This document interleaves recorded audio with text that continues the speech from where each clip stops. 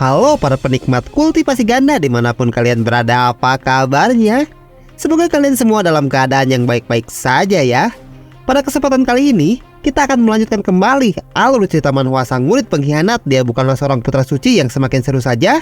Dan sekarang sudah memasuki episode ke-77, dimana pada episode sebelumnya, Peng Yao yang akhirnya menyusul Chu Xiu, dia disuguhkan dengan pemandangan yang tidak biasa. Karena Chu Xiu telah melenyapkan begitu banyak demon dan juga klan barbar yang datang untuk membalas dendam kepada Chu Xiu. Karena Chu Xiu merasakan perubahan yang terjadi kepada dirinya, dia ingin memastikan sesuatu dan menggores telunjuk Peng Yao untuk mengetahui apakah Chu Xiu akan terobsesi dengan cairan merah manusia. Karena Chu Xiu merasa sangat menggebu-gebu ketika dia melihat cairan merah yang keluar dari tubuh para monster.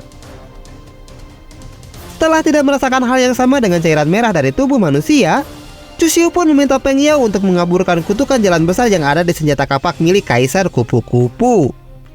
Melihat Chu Xiu yang menggunakan pelindung saat Peng Yao sedang mengaburkan senjata kapak itu, membuat orang-orang yang ada di dunia luar menjadi berpikiran yang tidak-tidak. Dan mereka pun mengira kalau Chu Xiu akan melakukan kultivasi ganda di dalam sana. Begitu juga dengan Kim Heng Di, dia merasa sangat cemburu dan juga kesal, dan berjanji akan membuat perhitungan dengan Chu Xiu setelah dia keluar dari dalam alam rahasia. Kembali lagi ke alam rahasia, Peng Yao pun berhasil mengaburkan kutukan jalan besar yang ada di senjata kapak milik Kaisar Kupu-Kupu menggunakan kemampuan tubuh dao bawaan miliknya. Dan Chu Xiu pun terlihat sangat senang karena dia bisa menjalankan rencana busuknya sesuai dengan rencana. Cerita pun berpindah ke 7 hari kemudian, di mana terlihat langit terbelah karena ada yang datang ke Gunung Qi Huang. Rupanya yang baru saja datang itu adalah monster dari 10.000 lemah demon, yaitu Ming Yaoji. Kedatangan Ming Yaoji ke sana membuat para demon wanita yang ada di tempat itu pun terkejut, karena mereka tidak menyangka kalau sosok yang disebut sebagai pewaris Kaisar King Sui akan datang ke sana.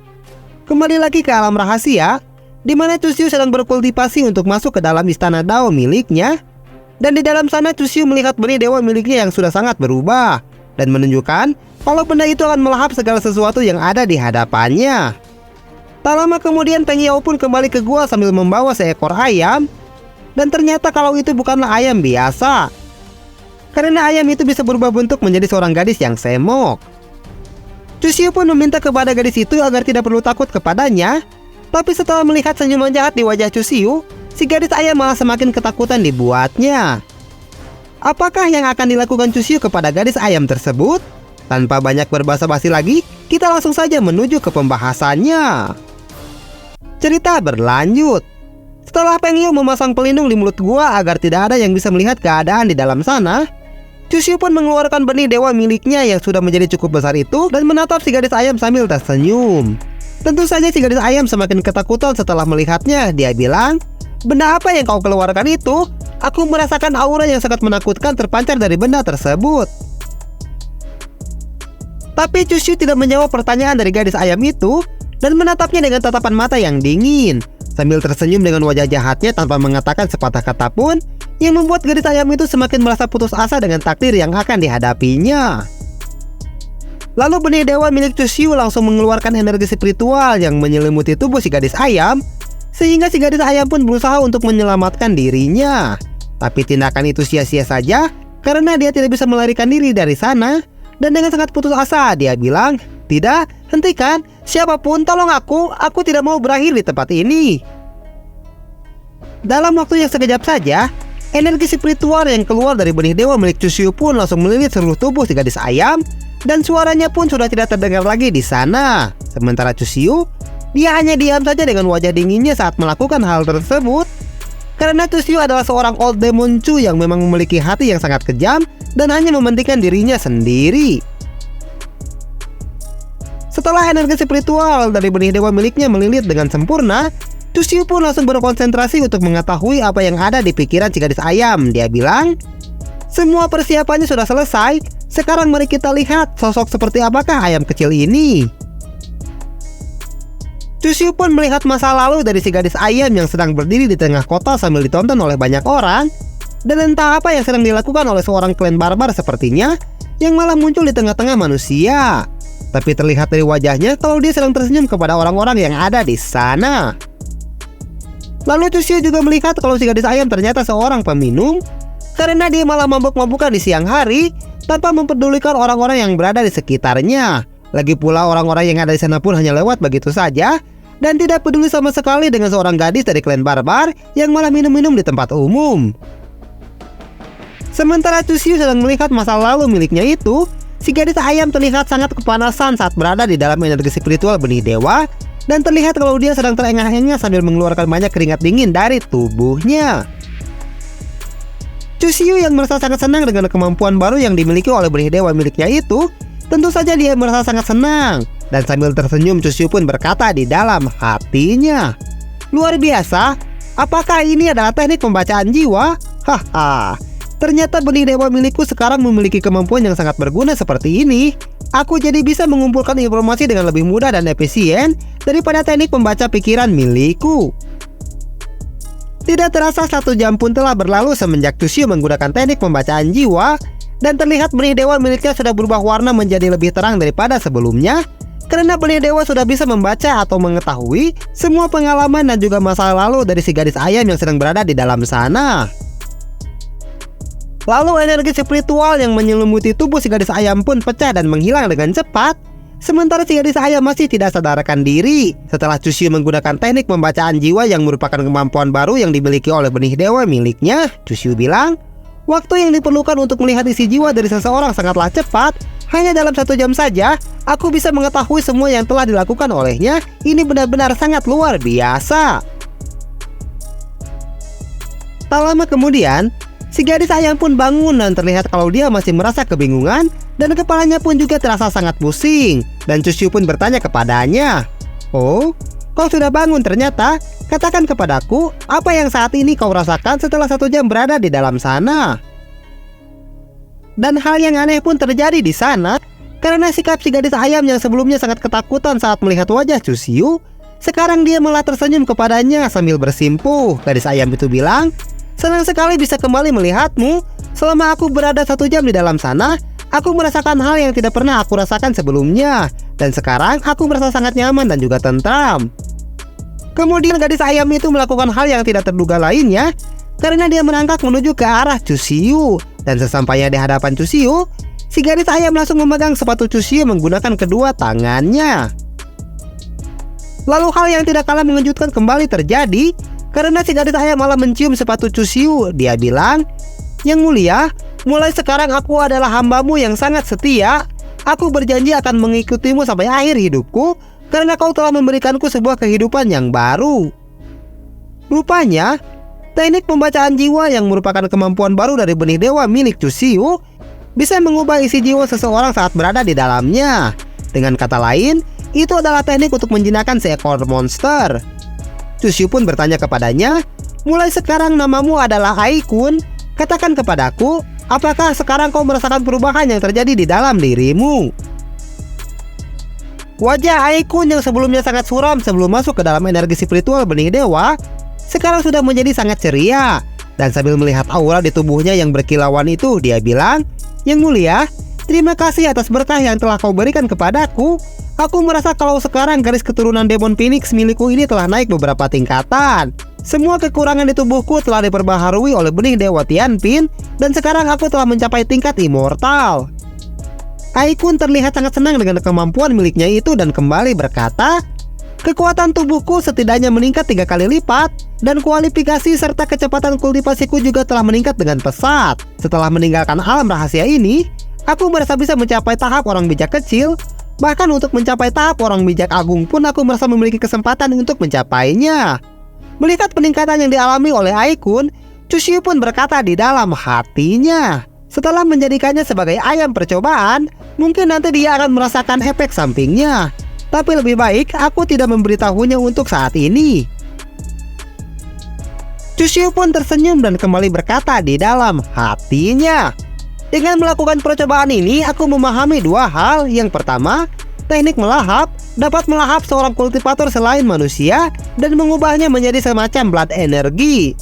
Itu adalah energi aneh berwarna merah yang disimpan di satelit berwarna cairan merah di sebelah bintang Taozong."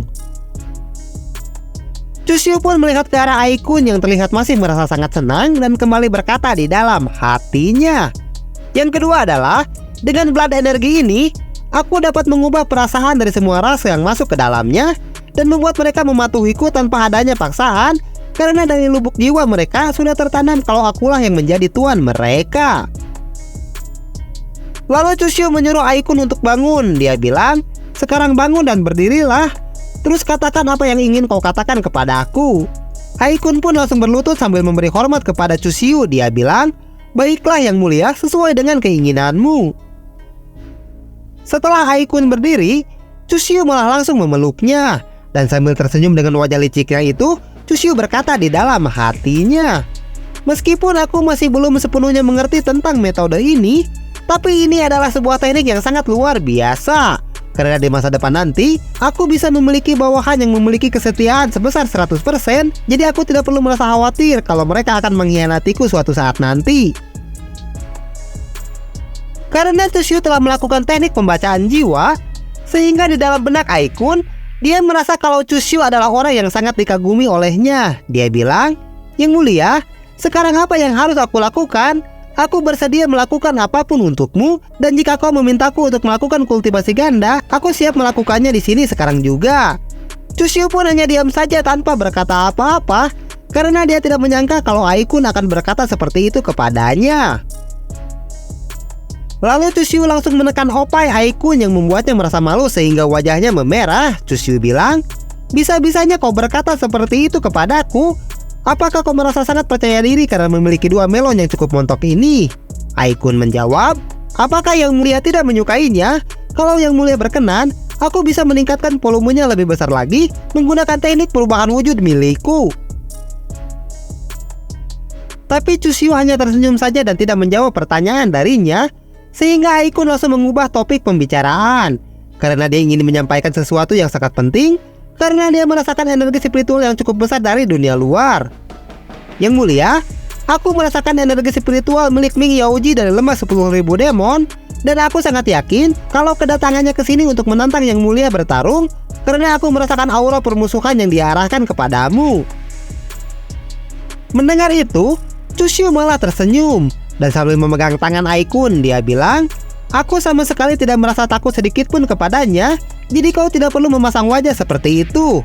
Lalu berkata di dalam hatinya, "Ming Yaoji, dia memiliki kekuatan benih dewa, tubuh demon surgawi, dan merupakan pewaris kaisar King Sue.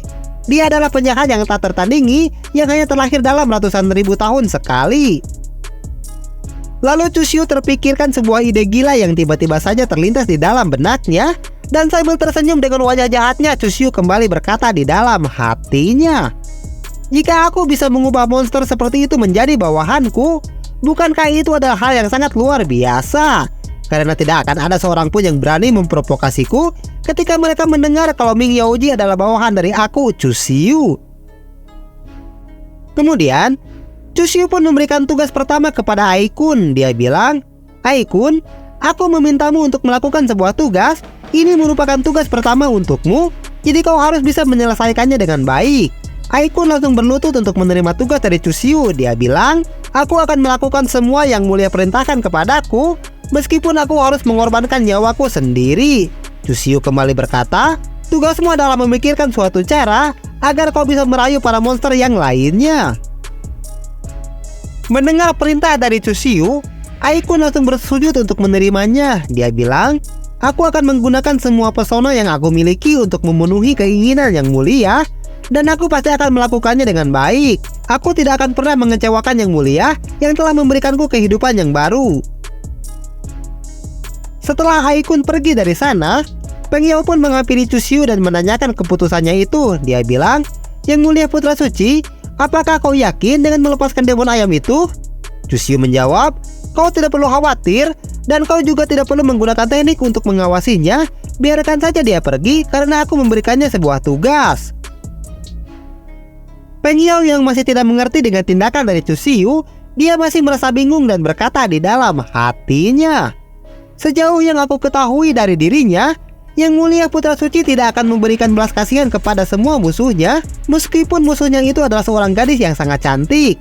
Tapi dia akan langsung melenyapkannya dengan cara yang sangat kejam. Tapi kenapa kali ini dia malah melepaskan ayam demon itu?" Lalu Chusyu pun berniat untuk kembali duduk di tanah dan berkata di dalam hatinya, "Setelah aku mengubah Aikun, entah kenapa aku merasakan kalau ada sesuatu yang lebih dari istana Dao milikku. Tapi kemampuan apa yang aku dapatkan sebagai tambahannya itu, aku tidak bisa mendeskripsikannya berdasarkan keadaan pikiranku saat ini. Sepertinya penyesalan yang aku rasakan ini hanya dibuat-buat saja, karena aku tidak menyesal sama sekali dengan apa yang telah aku lakukan." Setelah duduk di sana, Chusyu merasa kalau Peng Yao memiliki sebuah keraguan besar di dalam hatinya, sehingga Chusyu bertanya kepada Peng Yao, "Peng Yao, apakah kau ingin bertanya kepadaku apa alasan aku membiarkan demon ayam itu pergi?" Peng Yao yang sempat sedikit melamun itu pun terkejut setelah Chusyu tiba-tiba saja berkata seperti itu kepadanya. Lalu Peng Yao hanya tersenyum untuk menanggapi perkataan dari Chusyu. Dia bilang, "Jika kau ingin mengatakan alasannya kepadaku, kau bisa langsung saja mengatakannya. Mengapa juga aku harus yang bertanya?" Chusyu menjawab, "Semakin sedikit hal yang kau ketahui terkadang itu menjadi baik, karena kau tidak perlu dibebani dengan pengetahuan yang seharusnya tidak kau ketahui." Chusyu pun menoleh ke arah Peng Yao dan kembali berkata, "Katakan kepadaku apa yang sebenarnya ingin kau katakan. Aku akan mendengarkannya, meskipun aku tidak berjanji untuk menjawabnya atau tidak." Wajah Peng Yao pun tiba-tiba saja terlihat menjadi galau. Dia bilang, "Baiklah, aku akan mengatakan apa yang ingin kau katakan. Aku merasakan pancaran aura yang sangat mengerikan darimu, dan aku berpikir kalau kau tiba-tiba saja akan melenyapkanku. Sepertinya sesuatu yang buruk telah terjadi kepadamu di tempat sebelumnya, sehingga saat ini kau tidak bisa mengendalikan emosimu dan meluapkannya setiap saat." Mendengar apa yang sebenarnya saat ini mengganggu pikiran Peng Yao, Chusyu pun bangkit dari tempat duduknya. Dia bilang, "Apakah menurutmu kalau aku sekarang ini tidak manusiawi dan merupakan seseorang yang sangat kejam?" Peng Yao menjawab, "Aku bisa mengerti kalau kau merasa seperti itu. Lagi pula kita belum terlalu lama mengenal satu sama lain, jadi wajar jika kita saling mewaspadai. Tapi jangan khawatir, aku tidak punya niat untuk mengetahui dan mencari tahu rahasia yang kau miliki."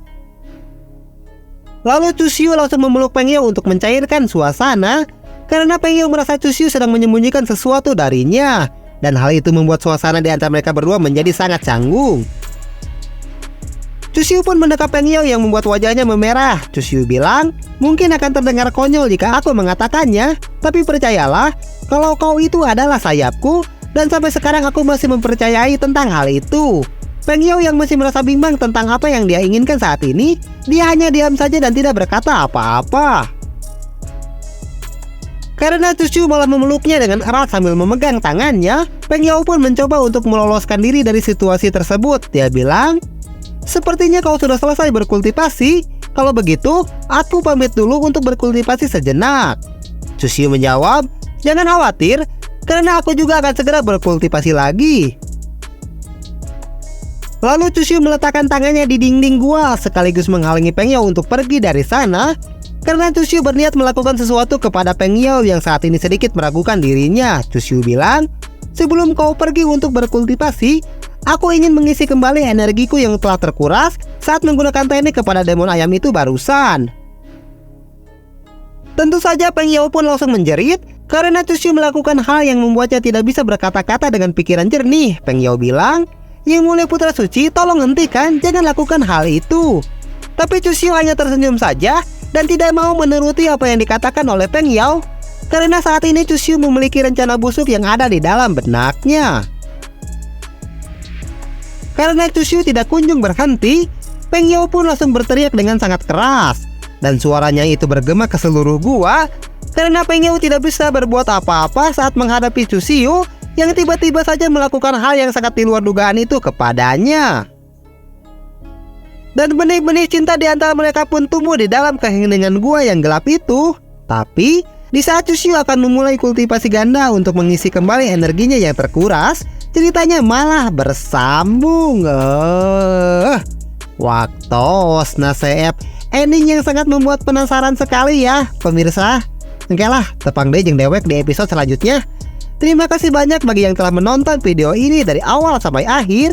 Dan jika kalian mau berdonasi atau request manhwa lainnya, kalian bisa kunjungi link Saweria yang ada di deskripsi.